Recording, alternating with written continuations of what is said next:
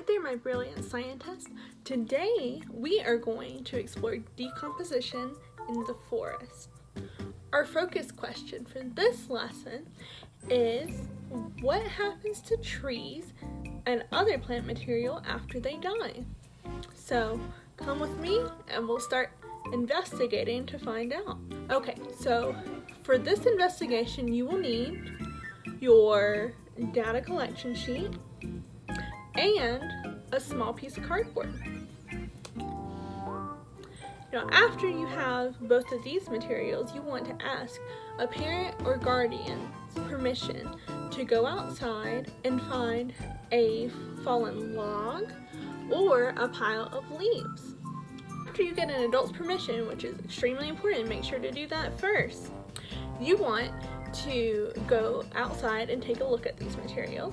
So you want to take your data collection sheet with you and draw what you see from above the log or leaf pile. So draw what you see above the log or leaf pile. Okay? So what I mean by that is when you're staring straight down at this log or leaf. What are we going to see when we turn over this log or rake over this leaf pile? What might we see under this? So make that prediction and draw what you expect to see on your data collection. So in the next part of your data collection sheet, you want to circle which word you think best represents the log or the bottom of the leaf pile. So do you think that the log or pile of leaves will be harder, softer, or the same as they were on top? Now, do you think they will be wet or dry? Do you expect to see any animals or creatures below?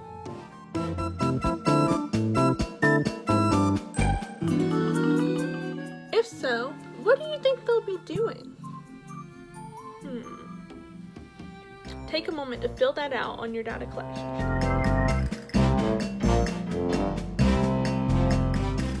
Now, if you are using a log with an adult's help, okay, you want an adult's help because this can be kind of dangerous because the logs can be really heavy and there are some critters that like to stay under logs, stay dry, or what else. So it's always better to have an adult's help when turning over a big heavy log. So you want to take the log or have your adult take the log and gently roll it over. Ask the adult to hold the log while you make a list of what you see on your data collection sheet. If you're using a leaf pile, ask an adult to help you rake that leaf pile. For the same reason, there could be some critters underneath and they're not trying to hurt you, but if they get scared, they might, react.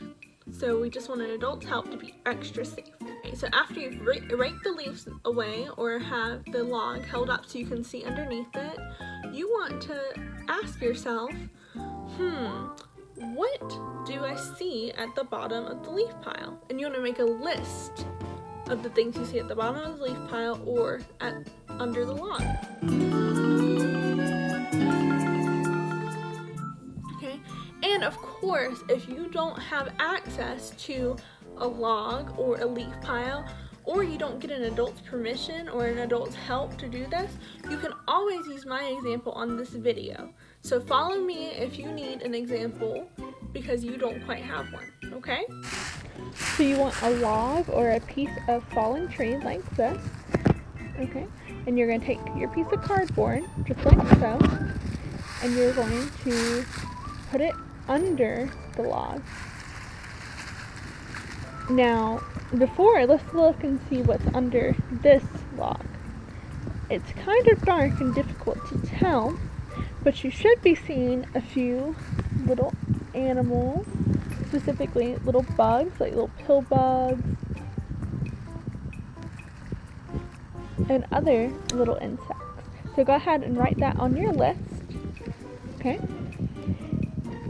And after you have done so, you can go ahead and predict what you think will.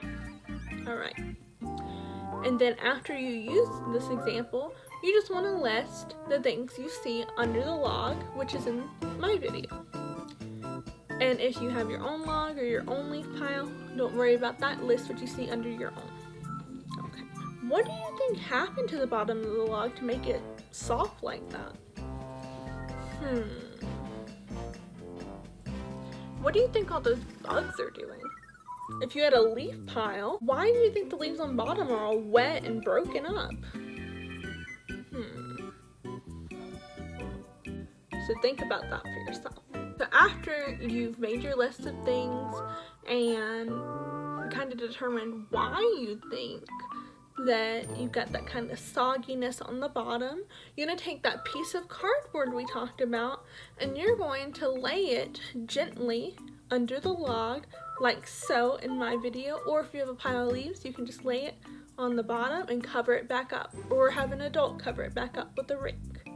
Okay, and after, if you're using a log, after you've placed your cardboard, you want to gently roll the log back over. And I'll demonstrate this in my video. Happen after a week of me having this piece of cardboard under the log. And just, if you were doing this in person, you're going to gently put the log back down like so. Okay, now that you're back inside, you want to write a sentence about what you think the cardboard would look like in a week.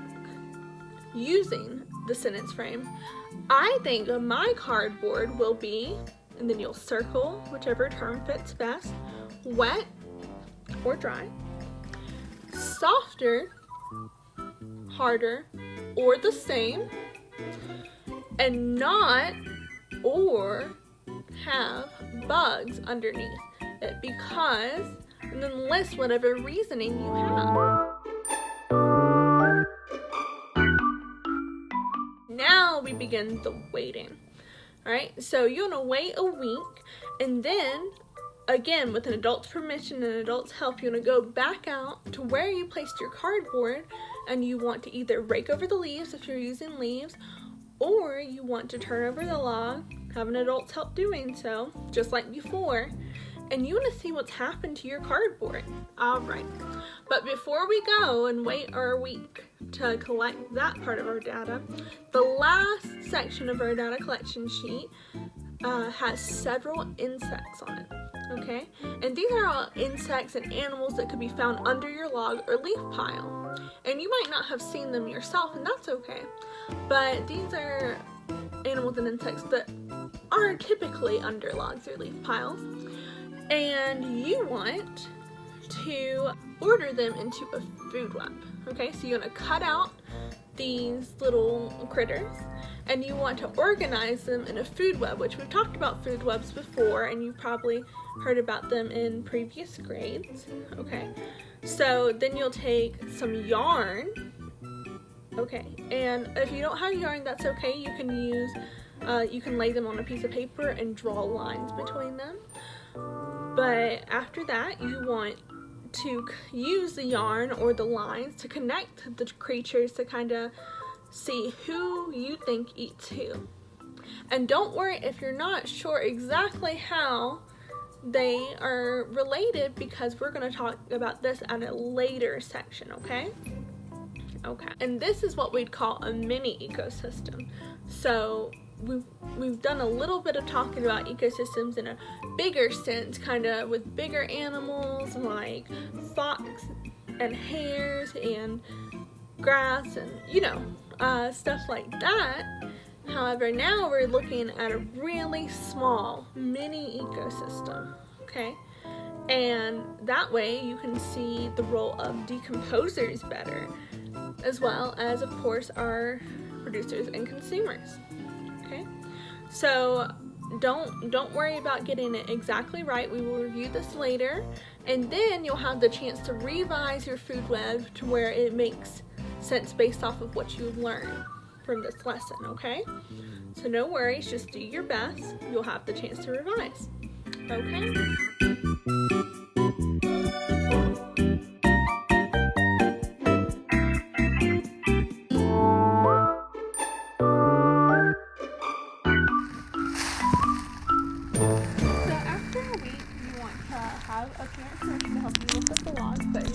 If you're watching this, you probably didn't get the chance to use what you're watching on, okay? And you can look and see what's going on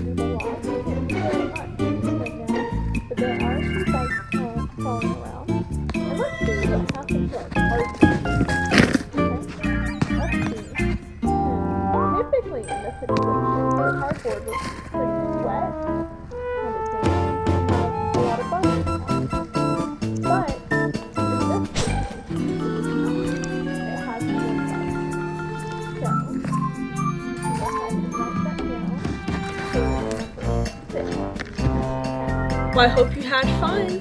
Have a wonderful day, brilliant scientists.